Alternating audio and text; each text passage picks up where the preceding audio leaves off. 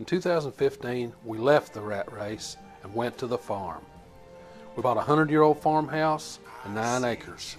After 3 years of extensive renovations, we can finally call ourselves College Hill Farm. Welcome back to College Hill Farm. Today we're talking about the Earthway 1001B cedar. We use the Earthway cedar to plant things like beans and corn and a lot of the little things. When I was a kid, we always planted by walking around and dropping seed and then covering it. A lot of times we would plant such big gardens that we would have one person dropping while somebody was coming along behind them covering, and then somebody would come behind them dropping fertilizer. Well, that's a thing of the past. This little Earthway cedar allows you to walk down a row and it seeds and covers at the same time. So I want to do just a little quick review and how to set up and use, well, just how to set up this cedar, and then tomorrow morning I'm going to go ahead and plant corn, sweet corn and hickory king. So what I'm going to do is I'm going to start off by how you set up the cedar. First off, when you buy the cedar, it comes with these nice discs. Each disc is for a different thing. For example, this disc says sweet corn, and this is what I plant my sweet corn with. The super sweet stuff, Silver Queen and candy corn. Then I've got one here that says beets, okra, and Swiss chard. Now the deal is, when it comes to things like okra and beets and Swiss chard and that kind of stuff, those seeds are teeny tiny. So in order to have enough to fill the hopper, you'd have to spend a fortune. Or you'd have to go buy a pelletized seed. So in reality, I don't use this disc for anything. The same way for this next disc. This disc is supposed to be for radishes and spinach and asparagus. Those seeds are so small you can't fill the hopper. You know, if you filled the hopper with them, it would cost you a fortune unless you were saving your own seed. And then you wouldn't be using that much unless you're planting commercially. So there's another wasted one, which one of these days I'll take this and modify it to do something I want it to do. But for now, this is what it is. Now, beans and peas. I use this one all the time. Now, these all come with the cedar when you buy it. The bean one, it's got little grooves. I don't know if you can see that good. It's got little grooves and it just fits over a wheel here. So when you turn this wheel, then this turns and it catches the seeds and it drops them into this container down here at the bottom. But I use this one all the time. I plant peas, I plant beans, all my pole beans, all my other beans, all of them with this disc. The next one here, this one says it's for carrots. Again, carrot seeds are so small, you'd have to have so many, this would never, it's absolutely useless to me. Now, this one says it's for peas. Now, if you know like I do, you plant your peas close, 3 inches apart or so, and this one does that too. Now, I just don't like peas. I like to eat them, but I don't like to grow them. There's a lot of work to peas for not a lot of benefit. You don't get a lot of peas out of them. So I don't do peas much, but I do use this when I'm sowing beans that are going to be bush beans. This is what I use. I use this pea plate. Alright, and last, this is one I'm hoping is going to work for this great old big hickory king corn. Now, hickory king is a real large seed. I don't know how well you can see that. I want to come around and show you. I've got a piece of sweet corn here, and a piece of the hickory king. But hickory king is a field corn, old time field corn, and you plant it. See, here's the two. You can see the difference. A little bitty sweet corn. See, so when you use the plate over here, this little sweet corn plate, see, it can get caught. This little seed can go in there with no problem. See, it could go right in that little groove. Right in that little groove there. So it's no problem to plant sweet corn. But when you try and get this old big corn in there, it doesn't fit. 9 times out of 10 it won't go through.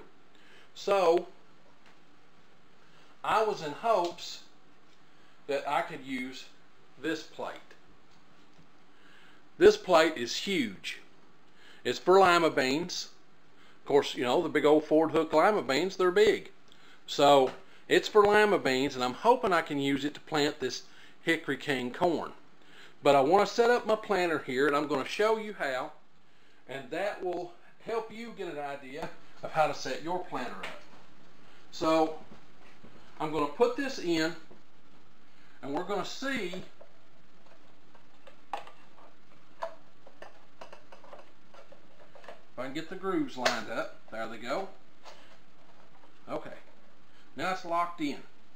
Now the way it works is there's a belt back here, and when this wheel turns, it turns and it picks up seeds out of this plate, drops them in a groove right here, and they fall out the bottom. So what I'm going to do is I'm going to fill this hopper with some hickory king seed. Just going to put a bunch in there, and that's plenty to do the test. And I want to see how it throws things out. But first off, I need to know how long this wheel is. Well, if you look at the wheel,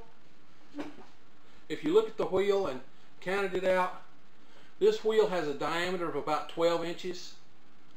So if you remember your math, pi times the diameter, I'm just going to say 3. 3 times 12 is 36 inches.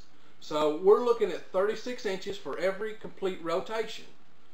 Well, you want to plant hickory king such that you want it to be 12 to 14 inches apart at least.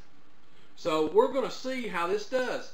So I'm going to take and notice, excuse me, I'm going to take and notice, I'm going to clean off a spot here with my finger off the dirt on the wheel, so I'll know when I've made a complete revolution.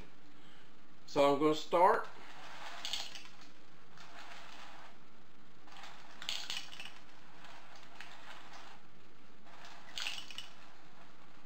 There's one complete revolution.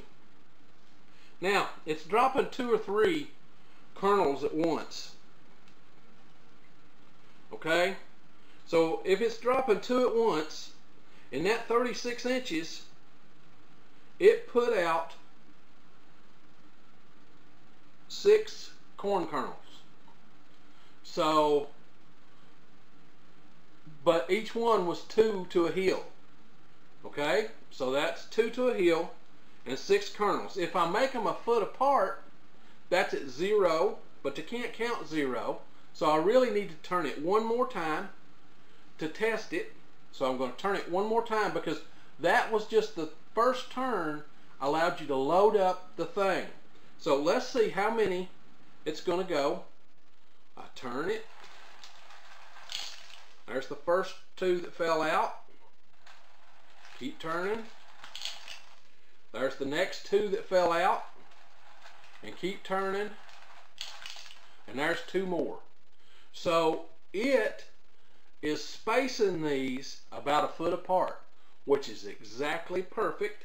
It's dropping 2 kernels to the hill about a foot apart, and that'll make the hickory king come out just perfect. Now let's go back and look at something else. Let's say I was using this sweet corn plate, and it's putting one, if we remember, now this one had 3 holes, so it's going to do 1 a foot. It's going to drop 1 every foot. This one has 5 holes. So remember this, every time this makes a complete circle, this makes a complete circle. So it's going to put 5 hills in 3 feet. So you're only going to have about, what, 36 divided by 5? They're going to be 6 inches apart. Now sometimes you may not want them that close. Let's say you're doing beans and you don't want them to be that close. All you have to do is, here's the bean plate. Let's say you're doing beans. And these beans are fixed up so that you have 1, 2, 3, 4, 5, 6, 7, 8, 9, 10. It's got 10 holes in it. So in 3 feet, it's going to drop 10 beans. So 10 goes in 3, that's every 3 inches. Now that's great for bush beans. But what about if you're planting pole beans in your corn? You don't want them to be that close together. All you have to do to fix that is come up here on the back side and put a piece of tape on every other hole. That brings this back down to 5, which is exactly the same size of your sweet corn. Just a piece of painter's tape, that old blue painter's tape. You put it on the back, every other one, and boom, you've fixed it so that it plants your beans the same distance you planted your corn. So tomorrow you'll get to see how the planter works, and I'll show you how to plant corn with it. And then later on, after the corn comes up, I wait till my corn's 3 or 4 inches high, and then I plant my beans.